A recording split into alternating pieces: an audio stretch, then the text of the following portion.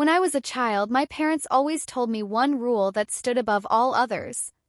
Never go near the shed at the far end of the property. Our house sat on several acres of wooded land isolated from town, and at the edge of the backyard stood that old wooden shed, weathered by years of rain and wind. Paint was faded, the roof slightly crooked, and its single door was locked with a heavy rusted chain. Every time I asked why I was not allowed to go near it, my parents would exchange quick glances and give me the same vague response. It is dangerous. There are old tools and chemicals inside. You could get hurt. Being a child, I obeyed at first, though curiosity gnawed at me every time I played outside and caught sight of the mysterious structure. As I grew older, the curiosity only deepened. My friends at school would talk about the usual childhood secrets, but none of them had a locked shed guarded by silent parents. By the time I was 12, the shed had become an obsession in my mind. One night, I dared to bring it up at dinner again, hoping to catch them off guard. Dad's fork froze halfway to his mouth. Mom's smile tightened unnaturally. I asked why it was still locked after so many years, and Dad answered firmly, "It is not for you to worry about. Just stay away." His tone was final, but his eyes betrayed something deeper, something almost like fear. That night, I lay awake staring at my ceiling, the moonlight casting faint shadows through my window. The wind outside carried faint creaks from the shed's old wood, and for the first time I thought I heard something else. A soft sound almost too faint to notice. Crying. First, I told myself it was my imagination, but as the nights went on, the sound became clearer. Muffled sobs, sometimes quiet whispers, as though someone was trapped inside. My heart pounded as I pressed my face to the window, straining to see movement in the dark. The next morning, I confronted my parents. I told them what I heard, expecting them to dismiss it as a dream, but instead, Mom's face went pale and Dad's jaw clenched. "You need to stay away from that shed," he said sharply. "Promise me." I promised, but the fear in their eyes made my own fear grow stronger. Days turned into weeks, and the crying continued. Sometimes it sounded like a child, other times like a woman. The worst was when I heard it calling my name in a faint, broken whisper. The voice was weak and trembling, but unmistakably real. My pulse would race, my breath quicken, and I would bury myself under my blankets. I started researching ways to open locks without keys, watching videos in secret, learning how to pick a lock with basic tools. My parents never left the house together, but one afternoon, a rare opportunity presented itself. They were both called to a meeting in town that could not be rescheduled, leaving me home alone for several hours. As soon as their car disappeared down the long gravel driveway, I grabbed the makeshift tools I had hidden beneath my bed and ran outside. The shed looked even more menacing up close. The air smelled of damp earth and old wood. My hands trembled as I inserted the bent wire into the padlock and began manipulating it. Minutes passed that felt like hours, my heart pounding with each click and scrape. Finally, with a faint metallic snap, the lock released and the chain slithered down like a dead snake. I hesitated, my hand resting on the handle, my ears straining for any sound. For a moment there was silence. Then I heard it again, louder than ever, the soft cries of someone inside. "Help me," it whispered, barely audible. I pulled open the heavy door, and the scent of mildew and something metallic rushed out. The inside was dim, lit only by the sliver of light entering through the door. Old shelves lined the walls, cluttered with dusty jars and broken tools, but my eyes locked onto the figure huddled in the corner. A girl around my age, thin and pale with tangled hair covering her face, her wrists chained to a metal ring bolted into the floor. Her voice was hoarse as she whispered again, "Please help me." My stomach twisted in horror. I stumbled forward, whispering back, "Who are you?" She lifted her head slowly, revealing eyes filled with desperation and tears. "They told me you were dead," she said, her voice breaking. "My name is Emily. I am your sister." For several seconds I could not move. My brain struggled to process her words. My sister. The word echoed in my head as I stared at the frail girl chained before me. I had no sister. My parents never mentioned anyone else. I was an only child. I stammered, trying to speak, but my mouth felt dry. My voice finally came out as a whisper. How long have you been here? Emily's eyes filled with fresh tears. I do not know.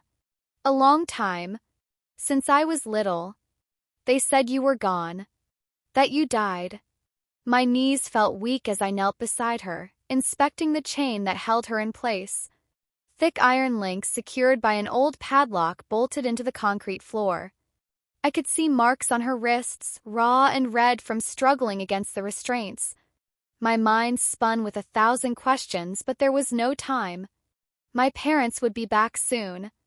We need to get you out of here, I said, my voice shaking. I dug into my pocket and pulled out the lock-picking tools I had used earlier. My fingers trembled as I worked on the smaller padlock. Each click sent a jolt of adrenaline through my chest. Finally, with a soft snap, the lock opened and the chain clattered to the ground. Emily winced as she rubbed her wrists, but the relief on her face was unmistakable. She tried to stand but stumbled from weakness. I wrapped my arm around her, supporting her weight as we moved toward the door. The sunlight hit her pale skin like she had not seen it in years. We need to go inside, I whispered. They will be home soon. I led her toward the house, glancing over my shoulder every few seconds, half expecting to see my parents pulling into the driveway. Once inside, I locked the door behind us and pulled the curtains closed. Emily collapsed onto the couch, her breathing shallow. I rushed to the kitchen and grabbed a bottle of water and some bread. She devoured them quickly, tears streaming down her face as she ate. Thank you, she whispered between bites. I have been so hungry. My heart broke at the sight. I sat across from her, trying to steady my voice. Tell me everything. What happened? Why did they keep you there? Emily wiped her mouth and took a deep breath, her voice trembling. I was born before you. We were both supposed to grow up together. But when I was a baby, I got sick. Really sick. The doctors said I might not survive. Mom and Dad panicked. They were scared of losing me and scared of what people would say if something was wrong with their child. So they hid me. They built that shed and locked me inside, telling everyone I had died. When you were born, they gave you my name, my life. I was supposed to be forgotten. My stomach churned as her words sank in. My parents had taken my sister's identity and given it to me, erasing her existence to cover up their shame and fear. How could they do this? I whispered. Emily's eyes filled with sadness. They told me it was for my own good. That the world outside would hurt me. That people would never accept me. But it was all lies. They kept me locked up, only feeding me enough to survive. I have not seen anyone else in years. I tried to hold back my tears, but they came anyway. My entire life was built on a lie. Everything I thought I knew about my family was false. We sat in silence for several minutes, both of us trying to process the nightmare we were living. Then the sound of tires on gravel snapped me out of my daze. My parents were home. Panic surged through me as I jumped to my feet. We need to hide you. I grabbed her hand and helped her up. We rushed upstairs to my bedroom, where I quickly shoved open the closet door. Get inside, I whispered. Do not make a sound. She nodded and slipped inside, crouching low as I closed the door behind her. I barely had time to collect myself before I heard the front door open and my parents' voices fill the house. We are home. My father's voice called out cheerfully, as if nothing was wrong. I forced myself to smile and walk downstairs, my heart pounding in my chest. Hey, I said, trying to sound normal. How was the meeting? My mother smiled, setting her purse on the counter. Long and boring, she said. Anything happen while we were gone? I shook my head quickly. No, nothing at all. Just did some homework. My father glanced around the room, his eyes lingering on the drawn curtains for a moment, but he said nothing. I prayed they would not notice anything out of place. They moved through the house, chatting casually, but I could feel the tension in the air growing thicker with each passing second. I needed to find a way to get Emily out of here before they discovered her. After dinner, I pretended to be tired and excused myself to go to bed early. My parents wished me good night, and I hurried upstairs, locking my bedroom door behind me. Emily crawled out from the closet, her eyes wide with fear. "Are they gone?" I shook my head. "Not yet. But we need to make a plan. We cannot stay here. They will find you." She nodded, her face pale but determined. "What do we do?" I sat on the edge of my bed, my mind racing. "We leave. We run away. Tonight. There is a bus station in town. If we can make it there, we can get help." Emily's eyes filled with hope for the first time. "Okay. Let us do it." We waited until the house was silent, the soft sound of my parents snoring drifting up from downstairs. Slowly, we packed a small bag with essentials, moving as quietly as possible. My hands shook as I unlocked the bedroom window, pushing it open and helping Emily climb out first. The night air was cold, and the ground was damp beneath our feet as we crept through the backyard, staying low and hidden among the trees. My heart pounded with every step, terrified that at any moment my parents would wake and catch us. Finally, we reached the edge of the property and slipped through the fence. The road ahead was dark and empty, but freedom lay beyond it. We moved quickly through the darkness, our breaths visible in the cold night air as we kept to the shadows along the side of the road. Every distant noise made my heart leap into my throat, but we kept moving, determined to put as much distance between us and the house as possible. Emily struggled to keep pace, her legs weak from years of confinement, but she pushed forward with quiet determination. I kept glancing back, terrified that headlights would appear behind us, but the road remained empty. Through what felt like hours, we reached the outskirts of town, where the dim glow of streetlights offered a small sense of safety. The bus station sat at the edge of the shopping district, a small building with flickering neon signs and a few vending machines humming quietly under the awning. We stepped inside, shivering from the cold, and approached the ticket counter. The woman behind the glass looked up with tired eyes, barely registering us at first. "2 tickets to the city," I said, my voice trembling slightly. She punched a few keys and slid the tickets under the glass without asking questions. "The next bus arrives in 30 minutes, she mumbled. We found a bench in the corner, keeping our heads low as we waited. My mind raced with worry. What if my parents noticed we were gone already? What if they were out searching for us now? Every passing car outside made my stomach twist tighter. Emily sat beside me, clutching my hand tightly, her eyes darting around the station with a mixture of fear and awe. She had not seen the outside world in so long that even the dim, dirty bus station felt overwhelming. The minutes dragged by painfully slow until finally the bus pulled up with a loud hiss of brakes. We stood quickly and boarded, handing our tickets to the driver without a word. The bus was nearly empty, which suited us perfectly. We took seats near the back, huddling together as the engine roared to life and pulled away from the station. As the town faded into the distance behind us, a small flicker of relief began to form in my chest, but it was short-lived. About an hour into the ride, I noticed the headlights in the distance behind us, following for several miles without changing lanes or passing. My stomach sank. Someone was following us. I nudged Emily gently and whispered that we might have a problem. She gripped my arm tighter, her breathing quickening with fear. The bus made a scheduled stop at a small roadside diner, giving passengers a chance to stretch and use the restroom. We took this opportunity to slip out unnoticed. As the driver called out the break time, we quickly moved toward the rear exit and slipped around the building. The night air was colder now, the wind biting at our skin, but we could not stop. We ran through a nearby alley, trying to put as much distance between us and the bus as possible. After several blocks, we ducked into the back entrance of a 24-hour laundromat, crouching behind rows of humming machines. Emily's chest heaved as she tried to catch her breath, and I did my best to calm her. We stayed hidden for nearly an hour, listening carefully for any sign of pursuit. Finally, when we felt it was safe, we slipped back onto the streets and flagged down a taxi. The driver gave us a strange look but said nothing as we climbed inside. "Where to?" he asked. "Police station," I said firmly. The ride was silent except for the hum of the engine and the occasional glance from the driver through his rearview mirror.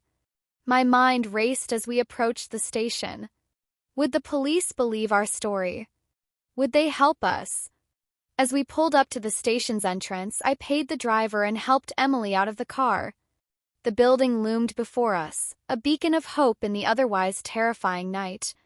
We stepped inside, the fluorescent lights harsh against our tired eyes. The officer at the front desk looked up from his paperwork and raised an eyebrow. "Can I help you?" he asked. I nodded, swallowing the lump in my throat. "Yes, please. We need to speak to someone. It is urgent." He studied us for a moment before picking up the phone and calling for a detective. Within minutes, a tall man in plain clothes appeared and led us to a small interview room. We sat across from him as he introduced himself as Detective Harris and asked us to start from the beginning. I took a deep breath and began telling him everything, starting with the shed, the locked door, and finding Emily chained inside.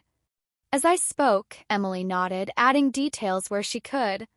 Detective Harris listened intently, his expression growing more serious with each word. When we finished, he leaned back in his chair and rubbed his chin. "This is quite a story," he said finally. "But you did the right thing coming here. We will look into this immediately." He left the room briefly and returned with another officer, who escorted us to a temporary holding room while they began their investigation. We were given blankets, food, and water while we waited, though neither of us had much appetite. Hours passed as the sun began to rise, casting a dull glow through the station windows. Finally, Detective Harris returned with a grim expression. "We located your parents," he said. "They have been taken into custody." The team searched the property and confirmed the shed and the evidence you described. "You are safe now." Emily broke into tears beside me, and I felt my own eyes sting with relief. The nightmare was finally over. Or so we thought. The next few days passed in a blur as authorities processed the horrific truth behind what my parents had done. News spread quickly, reporters swarming the station once the story broke. The local media labeled it as one of the most disturbing cases of child abuse the town had ever seen.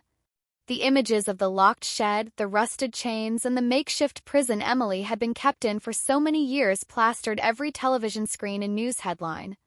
Emily and I were placed into protective care at a secured facility while investigators combed through the house and property, gathering as much evidence as possible.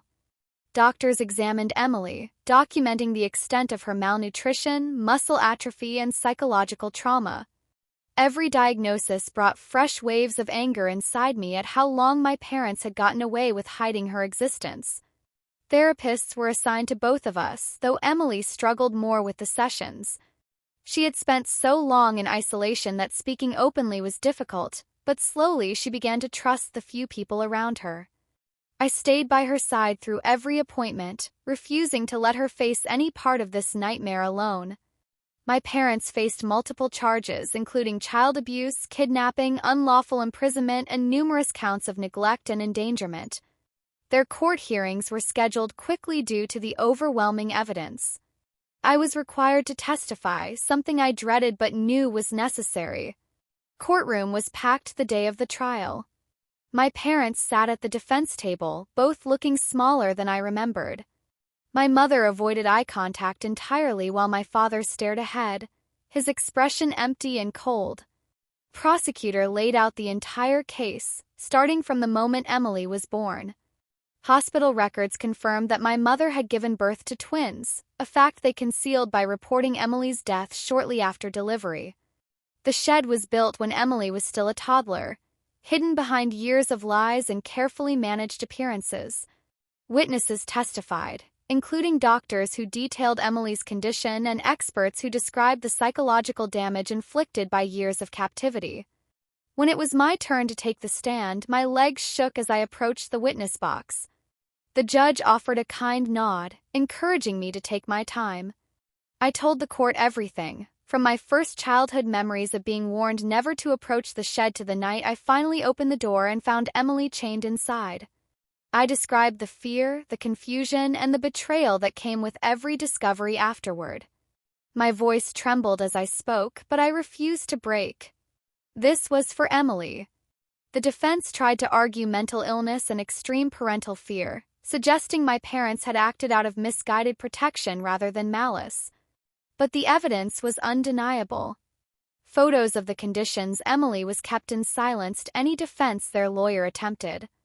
The jury deliberated for less than 2 hours before returning with a unanimous guilty verdict. Both of my parents were sentenced to life in prison without the possibility of parole.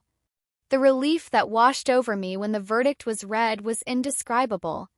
For the first time, I felt like we could finally breathe without looking over our shoulders. Emily and I were offered counseling, housing assistance, and continued support from various agencies. Slowly, we began building something resembling a normal life. Adjusting was not easy for Emily. Simple things most people took for granted overwhelmed her. Crowded places, loud noises, even walking through a grocery store triggered anxiety. I stayed patient, guiding her through every new experience one small step at a time.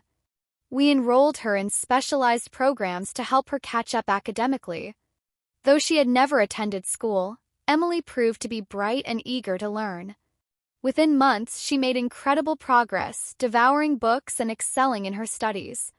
Watching her grow stronger filled me with pride and hope for both of us. Despite everything, there were still moments where shadows of the past crept back in. Nightmares haunted Emily frequently. She would wake up screaming, her body trembling as she relived those dark years inside the shed. I would hold her tightly each time, whispering that she was safe now, that no one could hurt her anymore. Those nights were the hardest, but we faced them together. As time passed, we moved into a small apartment in a different town, far from the place where our nightmare began. We changed our names legally, starting fresh with new identities that allowed us some distance from the media attention. Though the story eventually faded from the headlines, the scars remained with us both. Emily found joy in simple things like walking in the park, reading under the sun, and listening to music. She smiled more often now, her laughter slowly replacing the years of silence that once consumed her life.